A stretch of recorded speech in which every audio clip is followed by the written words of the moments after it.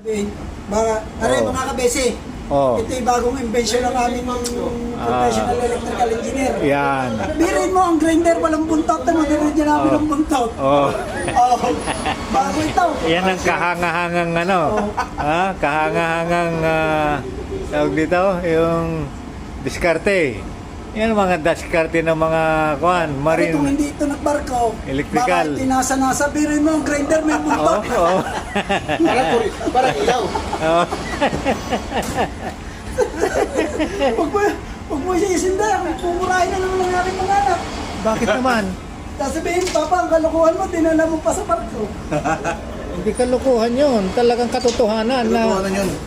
kung talaga, marunong talaga itong dumiskarte itong electrical engineer natin.